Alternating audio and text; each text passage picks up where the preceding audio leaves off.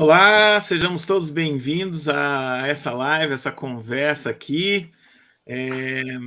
O lançamento do livro Geografia do Recolhimento, aqui do Caio. Meu nome é Rômulo, sou da mesma igreja que o Caio, eu tenho inclusive o privilégio de ser uma das pessoas a quem ele dedicou o livro, é um amigo de longa data, e estou muito feliz de estar aqui. E também temos a presença muito ilustre, muito querida do Osmar, uma pessoa que, de alguma forma, tem nos acompanhado na nossa jornada da fé ao longo dos anos, enfim, muitas gerações.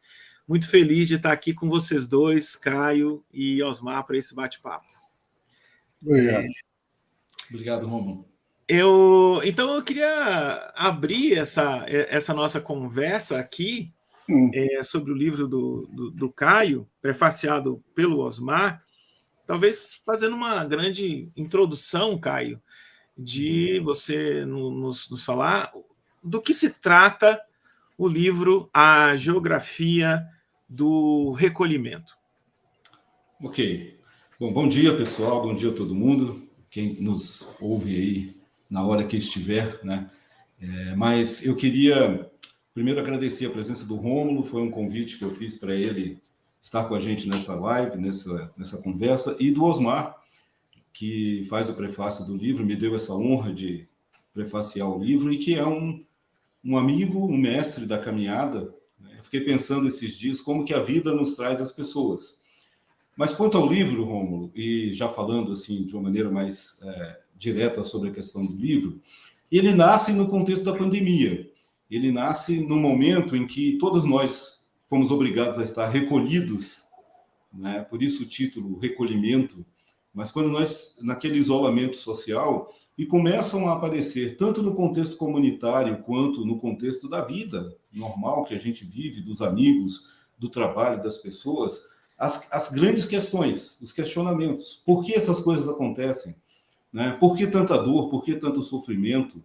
E naquele momento eu comecei a pensar nessas perguntas e comecei a imaginar que não é fácil respostas para essas perguntas e que essas respostas têm a ver com a jornada da vida, com o caminho da vida, com a nossa trajetória. Enquanto vivemos, vamos aprofundando essas questões no coração.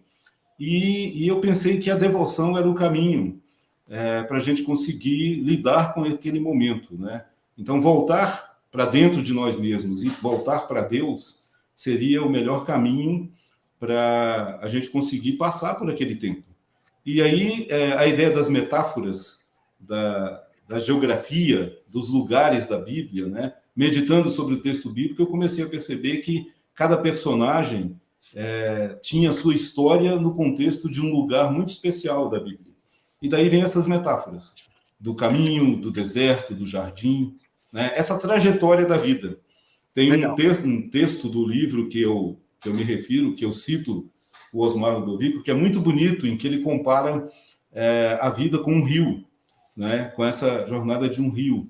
E essas metáforas todas fazem parte do imaginário e do nosso coração. Então, é esse o contexto do livro. Legal. Geografia do Recolhimento. Né?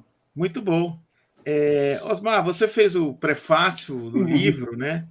E aqui, como o Caio colocou, existem essas geografias. Então, o Caio fala do jardim, fala do caminho, do deserto, da caverna, o vale, o mar e a montanha. Então, cada um desses lugares aqui representando momentos, desafios, né, questões que são lançadas para nós e para a nossa espiritualidade.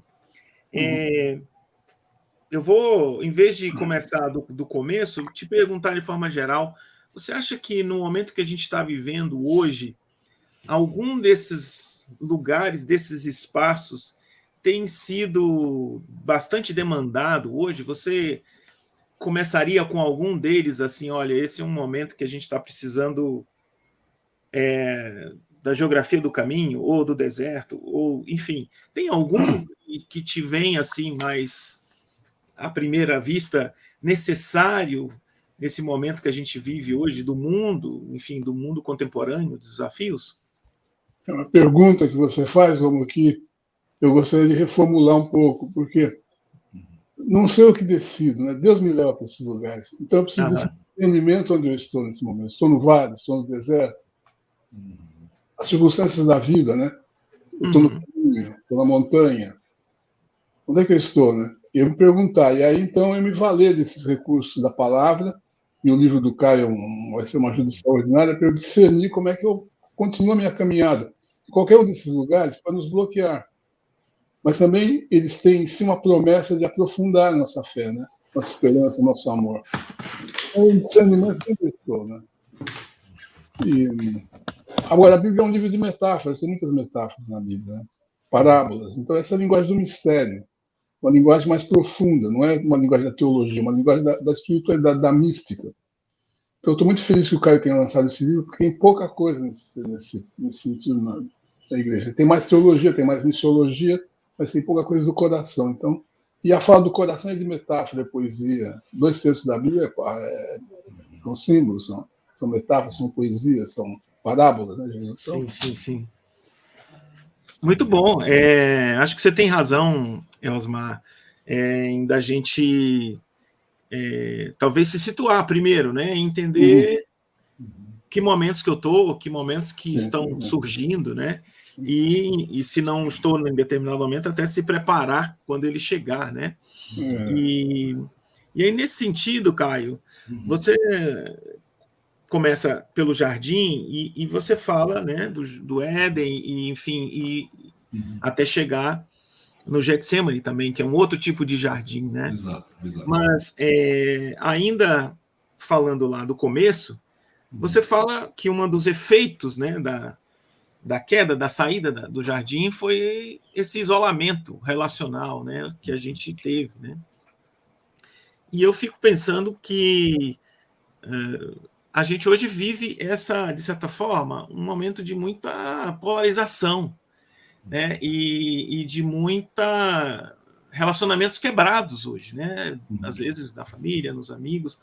Como é que você vê hoje a necessidade da gente visitar o caminho, o jardim e rever essa forma como a gente tem se polarizado nos dias de hoje, como que essa metáfora do jardim pode nos ajudar nesse sentido? Bom, primeiro, eu gostei muito da colocação do Osmar, quando ele nos lembra, que é uma coisa que eu tentei, era um dos objetivos dos livros, né? É de lembrar que esses caminhos, esses lugares, assim como os personagens bíblicos das histórias do Evangelho, a grande sabedoria é quando a gente consegue colocar aquela história no lugar da nossa vida, do momento que nós estamos vivendo.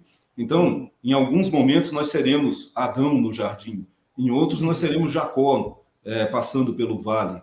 Se a gente consegue trazer essas histórias para o contexto da nossa realidade e perceber que hoje eu estou num vale, talvez isso ajude nessa dinâmica da gente aprender o que a palavra tem para nos ensinar nesse contexto. E dentro da sua pergunta, Rômulo, essa ideia do jardim, uma coisa que a gente vai aprendendo ao longo da vida é que a questão das relações é central na alma humana, na vivência humana. E o jardim traz para a gente essa grande metáfora de relacionamentos sendo destruídos, né? Destruídos pelo quê? Pelo medo, pela arrogância, por essa necessidade que temos de controlar as coisas e de estar certos o tempo todo. Então, por exemplo, na história de Adão e Eva, a gente percebe essa dinâmica da transferência da culpa, da transferência da responsabilidade, do medo do divino, do medo da presença de Deus, e todo esse processo na nossa humanidade vai gerando o afastamento. Percebemos, então, que o único caminho para voltar nessa relação é quando nos dispomos a nos abrir para o outro, a sermos, como diz o Henry Nouwen, né, num dos textos que eu falo nesse capítulo, termos um coração que é hospitaleiro à realidade do outro. Hospitalidade no sentido de permitir que o outro seja ele mesmo. Então, eu acho que o caminho para a polarização é o respeito, é essa abertura para saber que eu também falho, né? E, claro, nós temos um direcionamento que a palavra nos dá, que é o referencial de Cristo, né? Que conseguiu se manter longe do pecado e do erro do mundo, mas ainda assim dentro do mundo e se envolvendo com as pessoas. Isso é um ideal que a gente busca. Entendi. Não vamos conseguir, mas é um ideal. Caio, você falando aí sobre transferência de culpa, eu fiquei pensando se talvez uma das dificuldades que a gente tem hoje, de um mundo sempre voltado para fora, muito cheio de imagens, muito cheio de barulhos, muito cheio de sons e de vozes, a gente não consegue se enxergar, se escutar e também escutar a Deus. E aí eu pergunto para o Osmar se está faltando o deserto no mundo de hoje, Osmar, na nossa vida, no sentido de ser um lugar da escuta, do encontro consigo mesmo, do encontro com Deus, em que medida essa prática ou essa metáfora do deserto pode nos ajudar hoje num mundo que tem tanto barulho, tem tão pouco silêncio. Como é que você vê isso? Eu diria assim que a mãe de todas as disciplinas espirituais é o silêncio e a solitude. Então, se eu não conseguir sossegar minha alma para ouvir a Deus, eu não vou ouvir nem a Deus, nem a mim mesmo, nem o outro, nunca. Então, o silêncio surge como um meio, não como um fim. É ouvir melhor. Até porque o mandamento é ouve, ó Israel. Então, o principal mandamento é ouve, ó Israel. Significa, calem-se e me escutem. Então, é fundamental essa disciplina do deserto, né? Porque o deserto é um lugar, mas também é uma metáfora. Um lugar geográfico, mas pode ser uma metáfora de eu encontrar no meu coração esse lugar do secreto, né? Fechar a porta do quarto, onde não tem distração, não tem estímulos, não tem apetites, só tem onde Deus tem a minha atenção completa. Esse é o deserto. O deserto é o único lugar onde Deus tem a nossa atenção completa. Ou então eu fico pensando em outras besteiras, né? Mas por quê? Tem o sol e tem a minha sombra. Então eu tenho que encontrar essa luz e tenho que encontrar a minha sombra no deserto. É por isso que Jesus é tentado no deserto, né? Porque senão esses pensamentos mais destrutivos, eles agem a clandestinidade. No deserto eu posso encontrar o meu eu pecador, confrontá-lo, resistir ao mal e fazer um caminho, né, em direção à virtude. Então, mais ou menos isso. Que legal.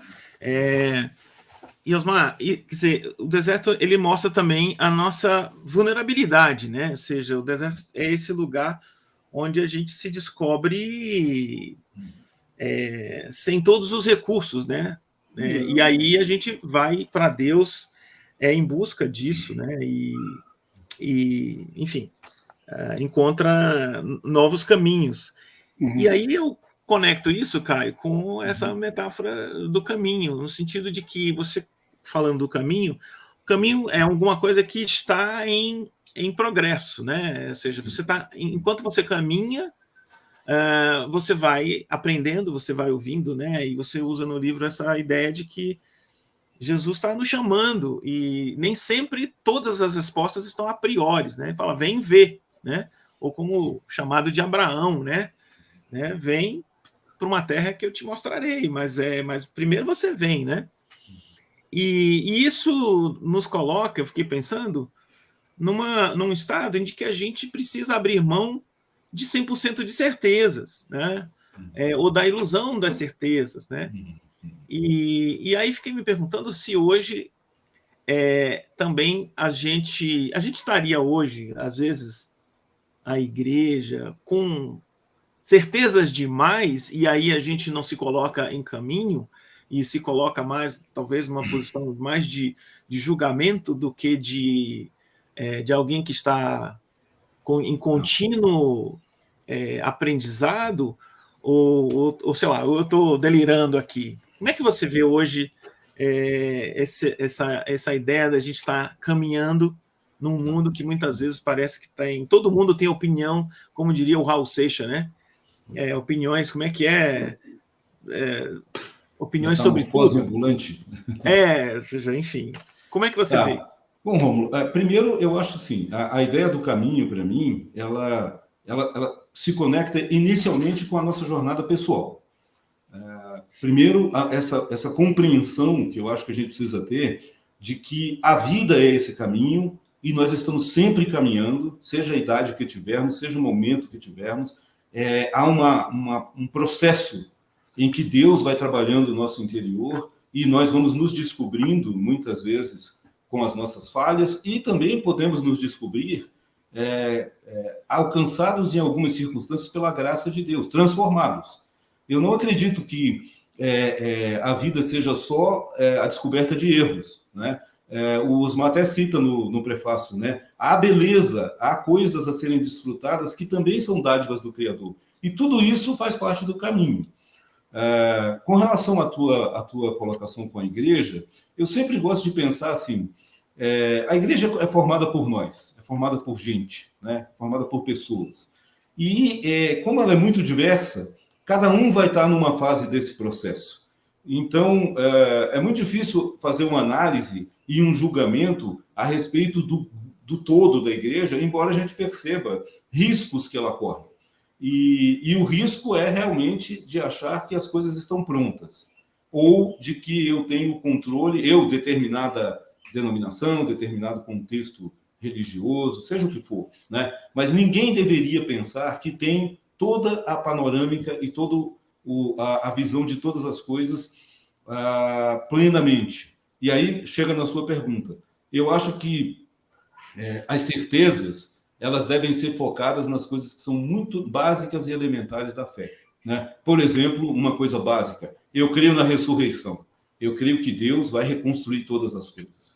Agora, modos, jeitos de ser, ou situações circunstanciais da vida, como, por exemplo, a questão política ou a questão ideológica, tudo isso a gente tem que ter cuidado, porque aí sim as coisas são efêmeras, elas passam, né? Então, eu acho que a gente precisa ter essa consciência de que sabemos aquilo que precisamos saber, Deus se revela até onde precisamos, mas que, como o Osmar colocou no início, há mistério na vida, né? E essa abertura para o mistério, o Tolentino, que eu cito muito no livro, né, o Tolentino Mendonça, ele diz o seguinte: há momentos em que o mais importante é aprofundar a pergunta e não necessariamente ter uma resposta completa para ela, né? Muita coisa na vida é mistério. Muito legal. Esse finalzinho aí me lembrou, inclusive, aquela piada que eu não sei se vocês conhecem, de um discípulo que chegou para um rabino e perguntou: Rabino, por que você sempre responde uma pergunta que eu estou fazendo com outra pergunta? Por quê? O rabino coçou a sua barba, demorou um pouco para responder, olhou para o discípulo e falou assim: por que não? E aí a gente vê que Jesus também, às vezes, fazia perguntas que deixava os seus interlocutores meio perplexos. E aí eu quero perguntar para o Osmar, nessas perguntas, às vezes, que essa é mais um abrir de questões do que de fechar questões, né? Por exemplo, Osmar, aqui até no livro o Caio coloca, quando chega o cego, né, Bartimeu, né, que chega para ele, né, Jesus, né, filho de Davi, tem misericórdia de mim, né? Ele é cego, dá para ver, não precisa ser muito especialista, ele está lá, um pobre, né? E Jesus olha para ele e diz: que queres que eu te faça? Né? Não seria óbvio? Como que, né? Por que Jesus faz essa pergunta para o cego? Por que ele faz essas perguntas aparentemente óbvias para a gente no caminho da nossa caminhada com ele? O que Jesus quer com uma pergunta que aparentemente ele sabia a resposta? O que você acha? Não está óbvio, não. Ok. Porque o cego, ele não tem compromisso com o trabalho. Então, assim, tem gente que está doente, mas tira algum proveito da doença. Você quer ser curado? Ele pergunta também ao cara lá do tanque de Betesda. Você quer? Porque ele quer que nós desejemos. Ele quer que seja... Ele é o despertador do nosso desejo, Jesus. Claro, o desejo por ele, primeiro, mas o desejo também de eu ser uma pessoa melhor. Ele não desperta isso. O que não é óbvio. Muita gente que se acomoda na vida com uma coisa e até que tem algum ganho com isso, né? Porque a vitimização é um ganho, né? coitadinho e tal, tem uma infância ruim, tá, ele é meio deprimido. Então, ninguém vai dar responsabilidade, daí eu não cresço nunca. Então, essa pergunta não é tão óbvia assim. Você quer ser curado? Quer mesmo? Tem, né, as consequências do que a gente recebe traz para a gente um comprometimento com aquilo que estamos recebendo, né? Nesse sentido, eu trabalho essas duas ideias, tanto o cego quanto o paralítico. Jesus faz essas perguntas, parece que para confrontar mesmo essa ideia de você quer mesmo, você sabe. Agora, uma coisa interessante, Osmar, que você falou, que realmente muito profundo, assim, essa ideia do desejo, né? A gente hoje vive num tempo em que os desejos vão se tornando muito superficiais e ninguém olha para a alma, né? A saudade e o desejo faz toda a diferença. Né? Osmar, você falou sobre vitimização, né? E aí eu lembrei do personagem que o Caio traz para a gente aqui no seu texto, né, no capítulo que ele fala da caverna, que é Elias, né? Que tem um processo aí cheio de nuances, né? Ele sai de um momento incrível, né, de profeta que manda fogo do céu contra os profetas lá de Baal, ou seja, uma vitória fantástica, né? E realmente pública e tudo, e logo em seguida ele se enfia numa caverna. O Caio trabalha isso aqui no texto dele, e de repente ele está lá naquela situação, achando que ele é o único, ele está sozinho, ele está segurando, né, alguma coisa, uma mensagem que não ficou ninguém, e Deus vai encontrar com ele lá. Como é que a gente lida com esses momentos de caverna, de depressão, ou de vitimização? Não sei se você vê se essa era a situação de Elias. O que você tem a dizer para a gente sobre esse momento dessa geografia da caverna? Eu acho que tem que tomar consciência, né, um pouco do meu mundo interior. Porque, como você bem mencionou, Elias, alguns dias antes, ele fez algo de extrema coragem, né? Ele desafiou 400 profetas, ele zombou dos profetas, e depois, só porque uma rainha falou que queria matar, ele ficou com medo. Então, como é que de vez em quando eu acordo assim tão bem, cheio de coragem, né? E no dia seguinte então eu preciso me conhecer melhor. Quando é que eu estou na caverna? Quando é que eu estou no monte? Né? Quando é que eu sou como Elias, com coragem profética para enfrentar os profetas, enfrentar toda a idolatria de Israel? Profeta corajoso, né?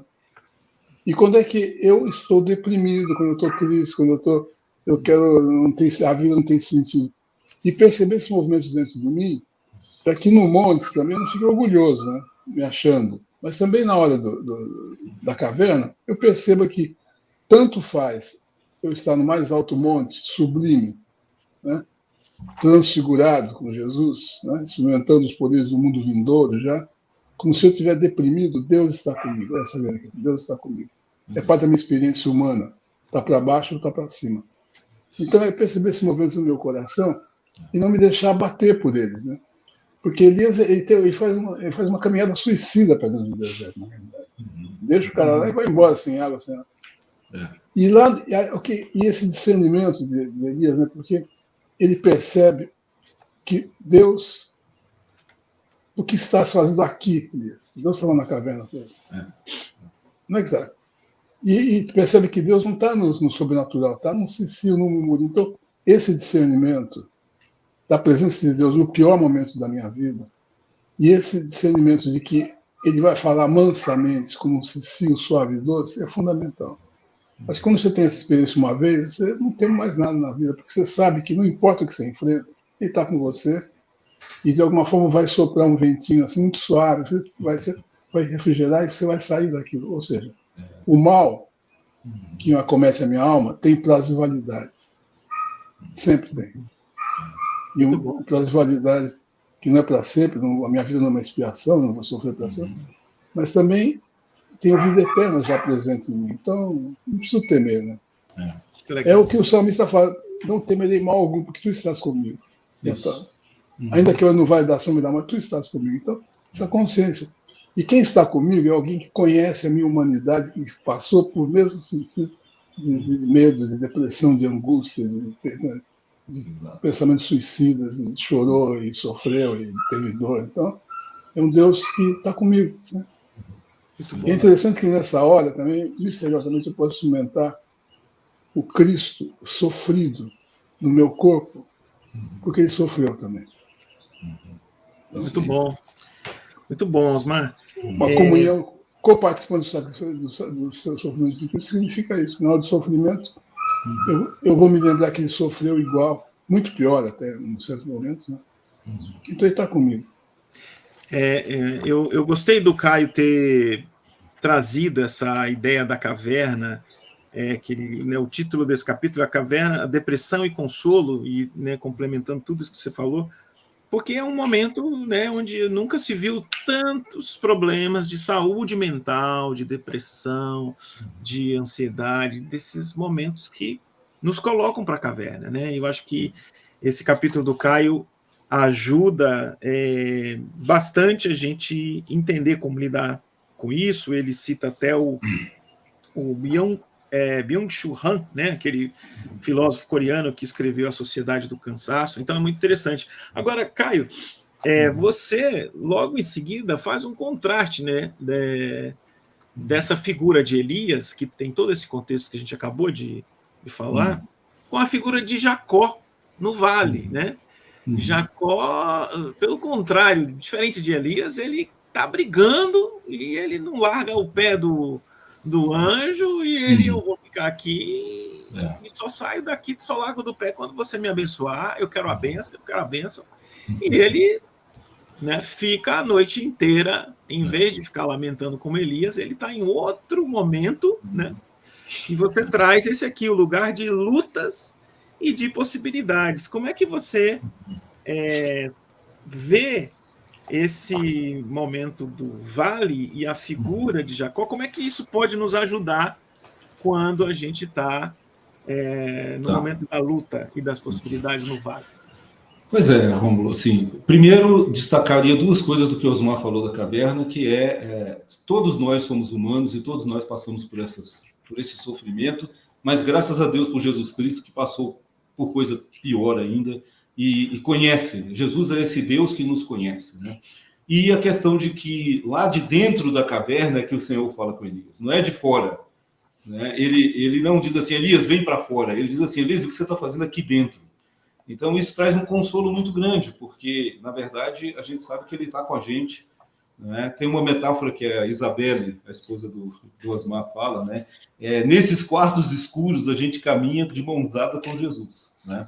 Então, eu acho muito interessante essa ideia da presença, que, aliás, é um fio condutor de toda a geografia. Seja lá onde você estiver, no topo da montanha ou na caverna mais escura, a única constante nesse processo é que ele está presente. Né? E nós precisamos aprender a discernir essa presença, experimentar essa presença, que às vezes virá num cicio. Né? E indo para o vale, a questão de Jacó é um personagem que você sabe, né, Romulo, das nossas conversas, que eu tenho um carinho muito especial, porque eu acho Jacó muito a cara da gente. Né? Ele vive num contexto pré-templo, antes da religiosidade estabelecida. Jacó vive na vida. Ele sai da casa dos pais, ele vai para a casa do tio, ele vai para uma outra terra, ele encontra Deus no meio dos rebanhos, no meio do trabalho cotidiano. Então, Jacó é a nossa cara, né? De gente como a gente que vive no mundo fora da religião também, né? Que tem o seu trabalho, que tem a sua vida, que a gente costuma chamar de leigo, né? Gente que precisa enfrentar a segunda-feira, toda semana. Eu gosto muito de Jacó nesse contexto. E a ideia de Jacó, para mim, é o seguinte: Deus tem algo, tem uma bênção, né? A metáfora da bênção é algo muito profundo. Deus tem algo para mim que eu não posso desistir disso. As circunstâncias, o medo, as minhas falhas, não é. O nome de Jacó significa enganador, né? Então, assim, não tem muito o que esconder de Deus. E a pergunta que é feita para Jacó é uma pergunta que é feita para todos nós. Qual é o teu nome? Não é? E a história de Jacó, para mim, é muito interessante porque ele passa a história inteira dizendo outros nomes. Ele veste a roupa do irmão, ele engana o pai como se fosse outra pessoa. Quando ele chega na casa de Labão, ele diz: eu sou o filho da sua irmã, né? Mas Deus quer saber quem é você. E aí a gente precisa, diante dele, ter essa coragem. A luta é essa. A luta é dizer quem eu sou. E a gente volta para o que o Osmar falou há pouco. Eu preciso me conhecer. Eu preciso olhar para mim e ver o que há de sombra e de luz e dizer para Deus o meu nome. Senhor, eu sou um medroso. Eu sou um homem de pequena fé. Eu sou um arrogante. Essa é a ideia da batalha. Mas nessa batalha, Deus não nos abandona. E ele continua lá, né? E no fim ele vai possibilitar que tenhamos um novo nome. Então todas essas ideias estão nesse contexto do vale, né? E a ideia da possibilidade, só fechando, é que eu conto a outra história de um outro vale, que é o Vale dos Ossos Secos, que aí é o vale onde o profeta Ezequiel vai ter que responder uma pergunta que é muito difícil, né? Que Deus faz para ele. Pode haver vida nesse contexto de morte? E eu acho interessante, porque essa é uma pergunta que Deus faz para nós, né? Aonde que a morte está reinando, que você pode falar ou pedir para que venha a vida, né? Então essa é a ideia do vale. Muito bom. Caio, e aí, Osmar, de uma forma geral, Osmar, ou seja, a gente está falando aqui de várias situações que não tem um caminho só, no sentido de que, né, cartesiano, né? Não tem receita. Não tem receita. Você disse isso até na abertura, falando de uma forma geral, da forma como o Caio está abordando, né? Ou seja, das metáforas, da poesia, né? Você acha que a gente, né, inclusive as novas gerações, a gente está precisando aprender a explorar um pouco mais o mistério, a aprender isso, ou seja, esse mundo da tecnologia tem nos tirado essa dimensão do mistério e de querer ter respostas todas prontas, receitas todas bonitinhas, um passo a passo, como fazer. Como é que você vê isso daqui, né? Essa construção já é mais antiga, né? Porque a gente vive um mundo ocidental muito racional, muito cartesiano. Tem que ter explicação para tudo, tem que ter lógica para tudo. Então a gente fica cada vez mais distante do mistério. A gente quer entrar com todas as certezas. E a fé é exatamente você entrar sem certeza nenhuma. Isso é uma definição da fé. Você entra. Então, seguir a Jesus significa segui-lo por onde ele quer que eu ande. E, de vez em quando, tem Vale da Sombra da Morte. Tem montanha, tem planícies floridos. Mas, né? Então, a vida é um mistério. E que a gente não tem resposta para tudo mesmo, não tem jeito. Eu estava pensando aqui, essa coisa da caverna, essa coisa da depressão, que uma parábola que eu podia fazer é o seguinte, que o reino de Deus é semelhante a um homem que está caminhando à beira do precipício. E resvala o pé e cai.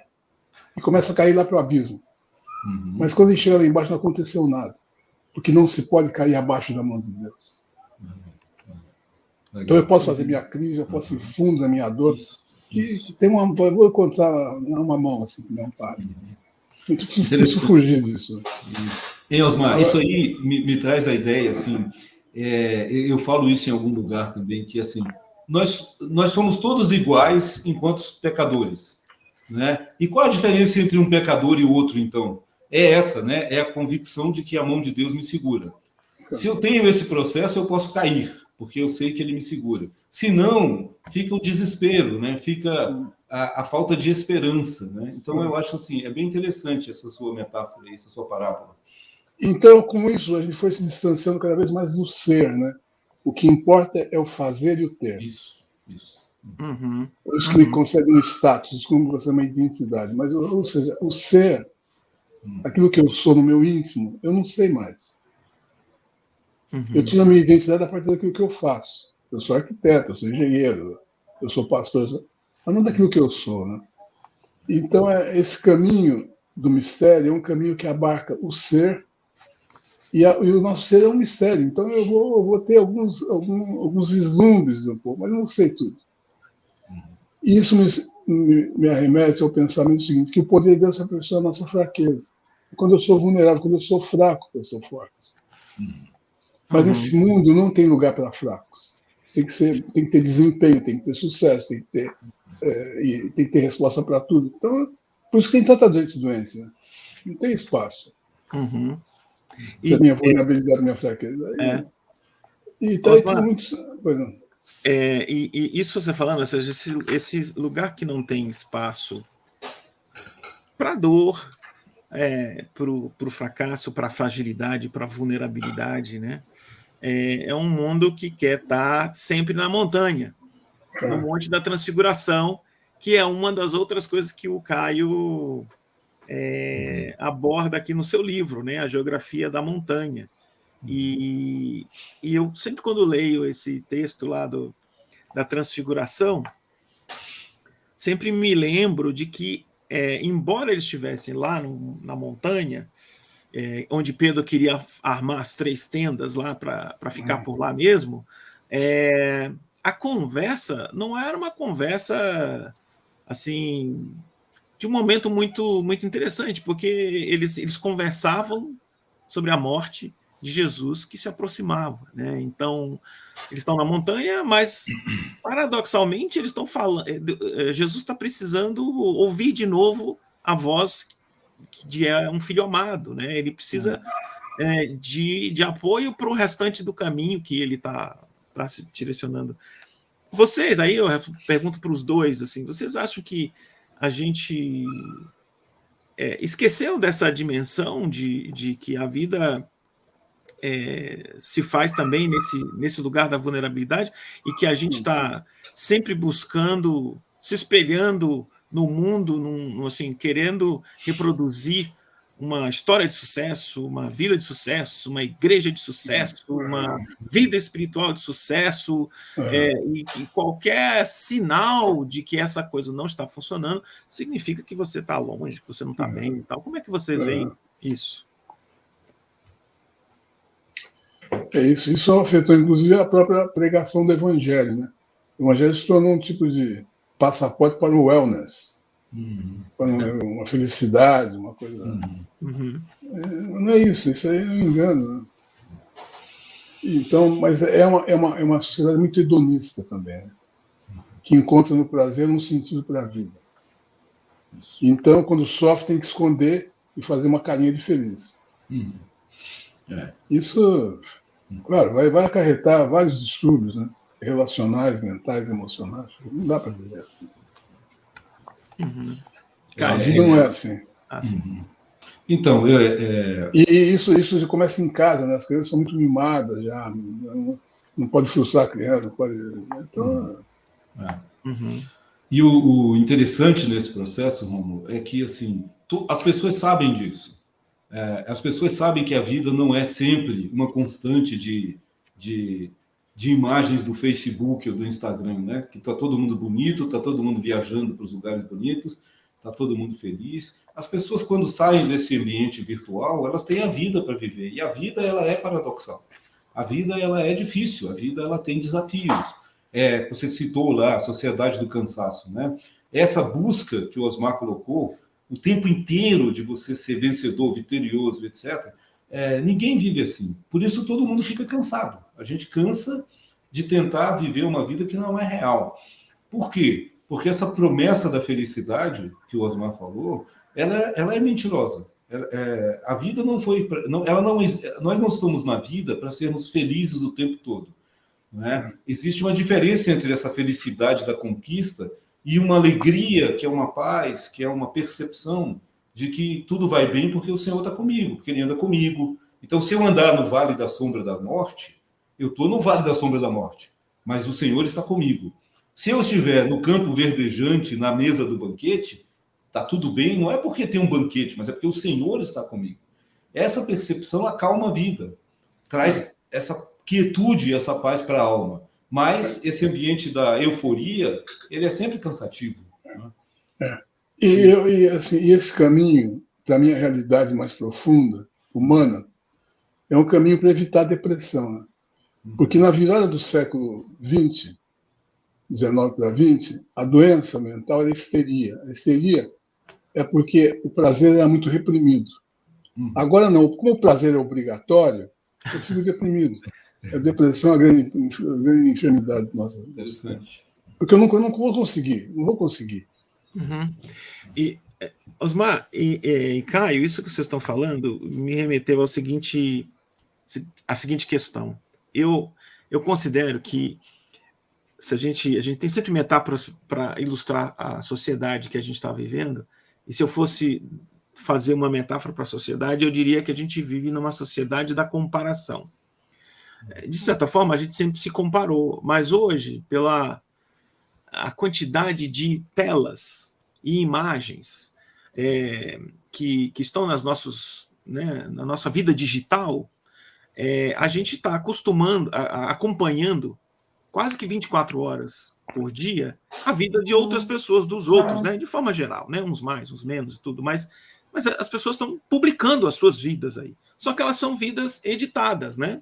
Porque, como o Caio falou, não está lá os momentos difíceis, né? Tá só os melhores momentos. E a gente começa a se comparar com esses supostos melhores momentos. Então, isso gera ansiedade, gera doença. E eu estava pensando que, em contrário a isso, a gente tem Jesus no Getsemane, que também é abordado no livro do Caio. A gente só tem aquela narrativa do Getsemane porque Jesus não escondeu aquilo, né?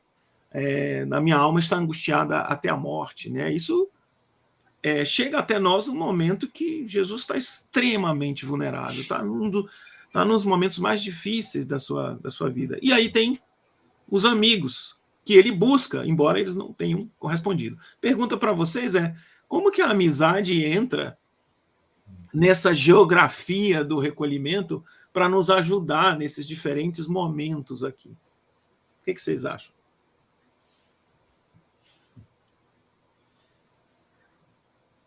Quem quer começar? Caio. Tá. Bom, o que eu percebo, Rômulo, que essas questões são todas conectadas. Por exemplo, o Osmar traz a ideia da vulnerabilidade, e você não tem amigos se você não for vulnerável. Se você for intransponível, se você tiver um muro cercando o seu castelo interior, né, você nunca vai ter amigos. Porque amigo é aquele que conhece, sabe quem você é, não é? E como diz, mais uma vez, citando Tolentino, amigo é aquele que não... Graças a Deus pelos amigos, porque eles não precisam ser perfeitos, né? Então, a gente vive numa relação de imperfeições. Mas a vulnerabilidade, como dizia o C.S. Lewis, ela tem o risco, né? Ou seja, amar tem o risco de você ser machucado. Então, todas essas suas ideias, elas estão no contexto assim, você só vai ter relacionamentos verdadeiros e amizades verdadeiras se você for vulnerável. Se você for vulnerável, você corre o risco de acontecer o que aconteceu com Jesus, que é de você ser traído, de você se decepcionar com as pessoas. Mas isso também faz parte de tudo isso que nós estamos conversando, que é essa jornada da vida, né? Por outro lado, quem nunca vai se decepcionar com alguém, também nunca vai experimentar o amor, o afeto, a atenção, como João pôde experimentar o ombro de Jesus, né? Deitar-se no peito do Senhor para saber que ele estava presente. Então, essa questão da amizade nos salva. Nos salva porque abre a nossa vida para conhecer a realidade, né? Sair do mundo das telas e entrar no mundo real. Tem uma parte do livro que eu falo isso, né? Não há nada mais sublime do que você poder sentar no meio-fio com um amigo e contar do seu coração, né? E isso sai da euforia, sai da festa, sai do sucesso. É alguém que você confia, mas isso precisa ser construído, né? É uma jornada de muito tempo, de muito caminho. Então, eu acho que é por aí essa ideia. A vulnerabilidade, por um lado, como diz Paulo, né? Ela fortalece a minha capacidade de não ser engolido pela exigência do mundo. Eu não preciso ser perfeito, né? Eu posso ser amado como eu sou. Essa é a realidade de Deus. Deus nos ama como nós somos. Muito bom. Osmar, então, eu queria complementar muito rapidamente. Eu tenho uma definição do que é o Evangelho, do que é a grande revelação das Escrituras. Que o nosso Deus é uma eterna amizade de três, que deseja que nós sejamos amigos dele e que vivamos como amigos entre nós. Só isso. Agora, eu queria mudar um pouco, assim, o que me impressionou no teu livro, viu, Caio? depois eu reli, agora recentemente, me preparando para essa live, foi os autores que você cita. Você cita alguns evangélicos contemporâneos, como Eugene Peterson, N.T. Wright, Richard Foster, C.S. Lewis. Mas você cita também alguns padres católicos, né? Thomas Halleck, Anselmo Grun, Henri Nouy, Tonatiuh de Mendonça, Brené Manning, Jean-Yves Leloup. Daí você cita alguns santos antes da Reforma, Teresa d'Ávila, João da Cruz, Guigo, Cartucho, irmão Lawrence. Você cita um rabino, você cita um filósofo, né? Byung-Chul. Você cita também alguns escritores não religiosos, como Fernando Pessoa e o Hayek, né? Então eu achei isso maravilhoso, assim, essa abertura do livro, né? Porque a gente fica muito fechado muitas vezes no mundo evangélico, tem muito mais coisa para saber, na história e nos outros arraiais aí, até mesmo na espiritualidade judaica. Então isso eu achei muito... Tem uma bela bibliografia do teu livro, e que são os livros que estão em estante também, então eu me identifico muito nessa tua caminhada. Né? Pois é. Pois então, que bom. Osmar, mas assim, você sabe que uma a minha jornada nesse mundo da espiritualidade, é claro que ela começa há muito tempo com todos os nossos mestres, né? Então, você sabe que nós somos da igreja do pastor Ricardo Barbosa. E ele... Oi? E do Tiago. Não, estou dizendo assim, antes, o Ricardo já traz essa herança de nos abrir um pouco para essa possibilidade de que o cristianismo está muito para além, não apenas confinado na igreja evangélica, e de que a história do cristianismo começou antes da Reforma. Então, o Ricardo já trazia para a gente os pais do deserto. Então, eu tenho essas influências.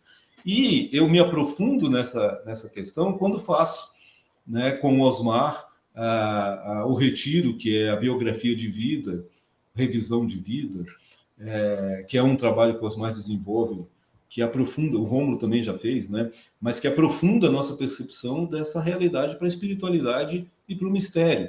Então, Osmar, por exemplo, as minhas referências católicas passam por ouvi-lo, né?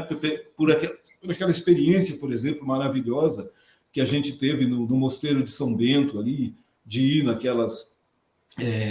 nas vésperas de madrugada. Os ofícios. Dos ofícios. Então, assim, que nos abre para perceber que, como eu cito, né, Deus anda em lugares que nós não controlamos. Não somos nós que controlamos Deus, né? É Ele quem conduz a nossa jornada. Então, por isso, o rabino que eu cito, que é do livro Shabá, né? Que coisa espetacular é essa percepção do Shabá, do tempo de Deus. Então, é bem legal mesmo. Que bom, que legal. Que bom que você gostou. Mas assim, influenciado também, né, nessa jornada por tantos mestres, dos quais eu citei você e o Ricardo, mas tantos outros. Né? Eu acho que essa conversa agora, esse momento, é bom para a gente até começar a encaminhar aqui para um fechamento, porque é verdade. O Caio... longe, né? Senão vai longe. Senão vai longe. O Caio termina o seu livro falando... tenha sempre na bagagem reflexões sobre a Lectio Divina, né? Que é uma experiência, uma forma, né, de conduzir a nossa espiritualidade que realmente não é muito, sei lá, vista, disseminada, adotada dentro do meio evangélico. E aí, Osmar, queria aproveitar você aqui para dizer por que a Lectio Divina, ou como a Lectio Divina, a experiência, né, da Lectio Divina, pode nos ajudar nesse caminhar dentro dessas geografias e nos ajudar a escutar a si mesmo e a escutar a Deus. Como é que você vê isso? Assim? Em que sentido ela pode ser um instrumento, né, para que a gente esteja mais diante de nós mesmos, diante de Deus? A Lectio Divina tem uma coisa muito interessante, que é o seguinte, que a escuta precede a oração. Então, a Lectio Divina, na realidade, é uma leitura orante das Escrituras. Isso é fabuloso, porque, primeiro, Deus toma a iniciativa e vai falar comigo. E se eu não tiver nenhum filtro, não tiver nenhum óculos exegético, ele vai falar comigo coisas que eu não sabia. Caso contrário, vai falar só um Deus previsível, né? Que fala o que eu quero. Então, você é surpreendido por aquilo que ele me fala. E com isso eu vou orar. Então, assim, a possibilidade de estabelecer um vínculo de intimidade com Deus é fabulosa, né? Porque Deus falando do seu coração, eu sondando meu coração e vendo qual é a ressonância que aquela palavra vai trazer e eu orando com essa ressonância. Então, isso vai criando um vínculo de intimidade, uma proximidade com Deus fabulosa ao longo da vida. São conversas íntimas, o secreto, como Jesus disse. Ninguém precisa saber. Eu entro no quarto, fecho a porta, fico em silêncio, leio a Bíblia, medito, e aí vem uma resposta. Então, é um colóquio com Deus. Um colóquio amoroso, afetivo, cheio de afetividade, mas cheio de realidade também. Posso orar o que for. A palavra vai me dizer coisas. Então, como a gente faz Lex Divina com um grupo de 10 pessoas, o mesmo texto, cada um sai com um assunto na oração. Isso é incrível. Então, assim, é maravilhoso. Eu gosto muito da Lex Divina. Maravilha. Mas a gente falar muito da Lex Divina, tem que fazer. Não adianta falar muito, nem teorizar, tem que fazer. Exato. É verdade, é verdade. E o livro tem uma orientação boa sobre como fazer Lex Divina, explica bem. Acho que quero convidar todos a. Maravilha. E tem vários grupos de Lex Divina surgindo no país aí. Né? Espero que continue crescendo. Acho que a gente precisa. Olha, você não tem um grupo aí em Brasília? Que eu saiba, não, Osmar. Se precisamos criar aí, né, cara? Tem gente aí, o cara. Vamos fazer. Precisa fazer mesmo. Vamos começar, né? Vamos começar. Rômulo, essa questão da Lex Divina é isso que eu estava falando, né? É um aprendizado da vida, né? De repente, Deus nos presenteia com esses aprendizados, se a gente estiver aberto. Porque se eu ficar pensando que é coisa dos outros, é coisa daqueles que não são do meu grupo, né? E aí você começa a perder a multiplicidade, a multiforme, né, graça de Deus. Então você olha lá, né, o Osmar citou que eu falo do Guigo, que é aquele monge cartucho que escreve o livro A Escada, né, A Escada para o Céu, que tem os degraus da Lex Divina, e ela vai se consolidando, mas ela não é uma prática que começa ali, né? Ela já vem, Alexio, essa ideia de que você entra no quarto, de que você ouve Deus primeiro, é apenas uma disciplina que nos foi legada pela história, por como Deus vai se revelando na história. E eu achei maravilhosa essa colocação do Osmar, né? que assim, é a oportunidade de escutar Deus. Que a gente pensa que a oração é só falar, né? O Eugene Peterson também fala isso. A oração, em primeiro lugar, é um diálogo. Você precisa ouvir. Existem várias formas de orar, né? Uma delas é a petição. Mas a gente está muito acostumado com a petição. Então você chega com a sua relação, com a sua listinha. Deus, hoje eu quero isso, cuida de fulano, abre aquela porta. E você não dá tempo para ouvir o que Deus quer de você. Né? De repente ele vai dizer assim, mas eu não quero nada disso. Eu tenho outro plano, eu tenho outro projeto. Então, e uma coisa que o Osmar fala, que eu aprendi com o Osmar, é que esse processo da palavra, ele vai mudando a nossa linguagem. E daqui a pouco nós estamos começando a falar como a palavra fala. Né? A nossa linguagem muda. A gente fala como os salmos. Se você se envolve com essa leitura orante, essas coisas vão acontecendo no coração.